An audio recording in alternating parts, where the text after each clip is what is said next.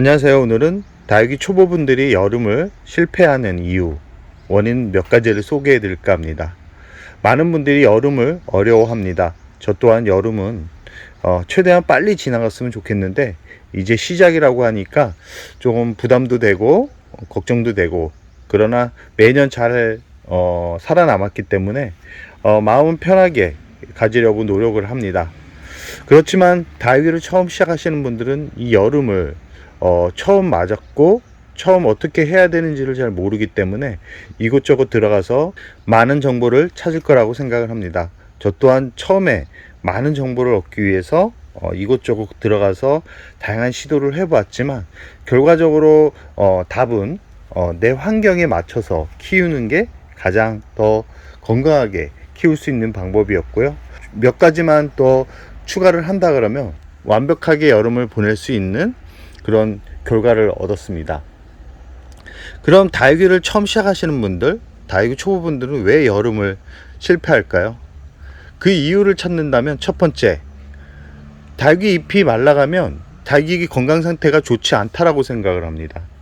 그래서 자꾸 잎을 만졌다 떼었다, 물을 주었다 멈췄다, 약을 주었다 멈췄다, 영양제를 주었다 멈췄다, 화분에서 식물을 꺼냈다 말았다, 이렇게 다양하게 다육이를 처음 키우시는 분들 같은 경우는 그 원인을 제대로 알지 못한 상태에서 다육이를 자꾸 건들고 귀찮게 하고 스트레스를 주면서 결국은 이런 원인들이 합쳐져서 결국은 다육이가 곁을 떠나는 그런 결과가 초래되기도 합니다. 그렇기 때문에 다육이를 처음 시작하시거나 다육이를 키우면서 여름을 처음 맞이하시는 분들 같은 경우는 절대 꼭 이 부분은 하지 않았으면 좋겠습니다. 바로 다육이를 들었다 놨다 하지 마십시오. 그리고 다육이 화분을 왔다 갔다 하지 마십시오. 정말 상태가 안 좋아진 이 다육이는 햇살에 계속 두게 되면 문제가 생기겠다라는 다육이들만 그늘로 옮기십시오. 요즘은 정보가 많아서 차각막 정도는 기본적으로 해줘야 다육이가 건강하게 자란다는 것을 알기 때문에 많은 분들이 차각막은 잘 할 겁니다. 그러나 차각막의 비율을 잘 모르시는 분들이 있는데, 차각막이 70%가 되는 게 있고 50%가 되는 게 있고 30%가 되는 차각막이 있습니다. 보통은 여름에 50% 정도가 딱 적당했습니다. 30% 같은 경우는 햇살이 많이 들어오는 그런 환경에서 키우시는 분들한테는 좋은데, 이 30% 정도 차광이 되는 그런 차각막 같은 경우는 햇살이 많이 들어오는 그런 환경에서는 다육이들이 화상을 입거나 열화 현상을 일으켜서 결국은 다육이가 힘들어하고 떠나가는 그런 결과가 초래되기도 합니다. 그래서 제가 처음에 말씀드렸듯이 다육이를 잘 키우는 방법은 내 환경에 맞게 조절을 하면서 키워야 건강하게 여름을 날 수 있다라는 말씀을 드리는 겁니다. 다른 집이 50% 했다, 70% 했다가 중요한 게 아니라 햇살이 부족한데 차각막을 50%, 70% 해버리면 다육이는 햇살이 부족하면 이 전체적으로 이 밸런스가 무너지기 때문에 적절한 햇살은 꼭 필수 요소입니다. 특히 다육이한테만큼은 이 햇살이 아주 중요한 부분을 차지하기 때문에 너무 많은 차광을 해버리면 다육이들이 여름을 이겨내기가 또 쉽지 않습니다. 그렇기 때문에 적절하게 적당하게 햇살을 보여줘야지만 다육이가 건강하게 성장을 할 수 있습니다. 몇몇 품종은 예외라고 말씀드릴 수 있습니다. 뭐 올금을 가지고 있는 전체가 금인 그런 다육이들 같은 경우는 또 그렇지 않죠. 전체가 금인 약간 변이가 온 그런 품종들 같은 경우는 강한 햇살이 오히려 독이 될 수 있습니다. 강한 햇살이 너무 직접적으로 받게 되면 그 부분이 무르거나 말라서 떨어지기 때문에 그런 다육이들 같은 경우는 최대한 차광 비율을 50에서 60% 정도는 어떤 환경에서도 해주는 게 여름을 나기가 좀 쉽다. 그러나 이렇게 녹이 들어가 있는 다육이들 같은 경우는 차광을 굳이 그렇게 많이 하지 않아도 잘 버티고, 대신 뿌리가 화분에 제대로 활착한 상태에 다육이들에 한해서 말씀드리는 겁니다. 이렇게 다육이는 내 환경에 맞춰서 키워야 잘 자란다 라는 말씀을 드리고 싶습니다. 두 번째는 물을 주는 겁니다. 물을 주는 거. 물은 공통적으로 모든 대상에게 아주 중요한 요소이기 때문에 물을 완전하게 굶길 수는 없습니다. 너무 완전하게, 너무 빠르게 단수를 시켜버리면 이 식물들이 힘들어합니다. 강한 햇살에 물까지 없다 그러면 다육이들이 가장 먼저 하는 게 뭐냐면 잎을 말리는 건데요. 잎을 말리면서 몸집이 작아집니다. 그러나 다육이를 처음 키워서 여름을 처음 맞이하시는 분들 같은 경우는 걱정이 됩니다. 왜 이렇게 잎이 말라가지? 왜 소해져가지? 그런 생각을 하다 보면 결과적으로 가장 먼저 하는 게 물을 주는 겁니다. 또 정보가 아주 다양합니다. 여름에 물을 줘도 된다, 물을 주면 안 된다, 장맛비를 맞춰야 된다, 장맛비를 맞추면 안 된다. 혼란스럽습니다. 그러나 딱 한 가지만 생각하시면 됩니다. 우리 집 키우는 환경이 어떤지를 가장 먼저 생각하시면 됩니다. 햇살이 많이 들어오고 하루 종일 직광이 들어온다 그러면 물은 독이 될 수 있습니다. 생각해 보시면 간단합니다.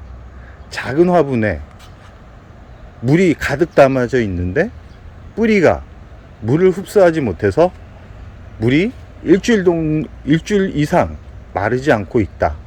그런데 강한 햇살이 화분을 달구면서 뜨거워질 때 화분 속 안 온도는 몇 도가 될까요?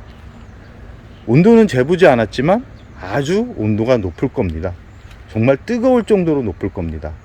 차광막을 잘 해주신 분들 같은 경우는 그래도 그나마 나을 텐데, 차광막이 제대로 되어 있지 않고 그냥 노숙을 하시는 분들, 그런 분들 같은 경우는 화분 속 온도는 아마 엄청날 겁니다. 그러면 뿌리는 어떻게 될까요? 뿌리는 삶아집니다.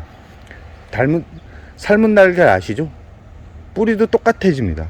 결과적으로 물은 8월만큼은 위험하다.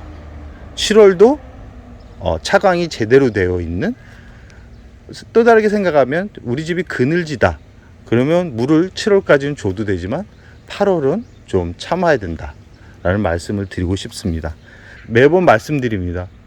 8월, 7월은 물을 너무 후하게 줘서 공기의 흐름이 너무 좋지 않아서 분갈이를 제때 안 해서 다육이가 죽는 겁니다.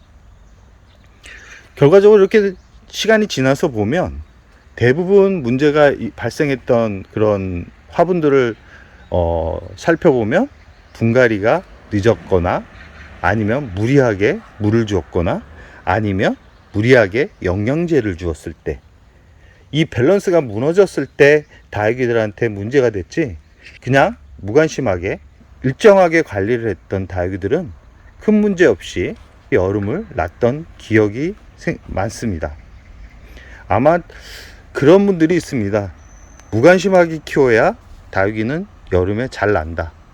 어떻게 보면 맞는 말입니다. 너무 과도한 관심 때문에 이 다육이가 죽는 거지, 무관심해서 다육이가 죽는 것은 아닌 것 같습니다.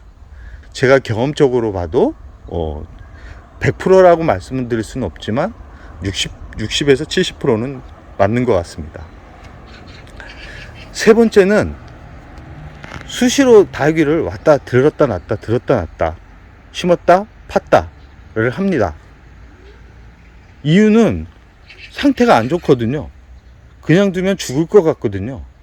근데 여름에는 정말 검은색으로 변하면서 잎이 썩어 들어가지만 않는다 그러면 그냥 두고 보면 여름을 이겨냅니다. 그 상태가 어느 정도냐고 이렇게 궁금해 하시는 분들이 있을 수도 있는데요. 지금 보여드리는 이런 콜로라타 계열의 이 정도의 상태가 된 다육이들 같은 경우는 그 전에 파줘야 되겠죠. 그 전에 이 안쪽에 있는 생장점까지 타고 들어오지 않게 빨리 파서 잘라서 말라주었다면 이 다육이는 그대로 살아 있었겠죠. 제가 말씀드리는 다육이를 팠다 심었다 이런 거는 성장기에 하고 이 여름에는 약간의 잎이 중간 부분에서 말라가거나 검게 변했을 때, 그때 파라는 말씀입니다. 그거 외에는 다육이는 건드리지 않는 게 좋습니다.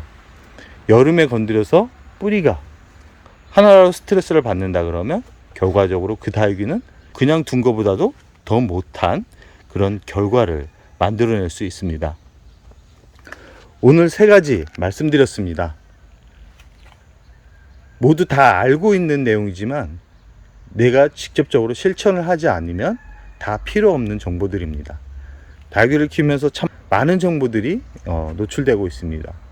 그 정보를 다 내가 사용하기보다는 내 환경에 맞게 잘 사용하시기 바랍니다. 내 환경에 맞게 약간은 수정을 하면서 키우는 게 다육이를 건강하게 키울 수 있다라는 말씀을 드리고 싶습니다.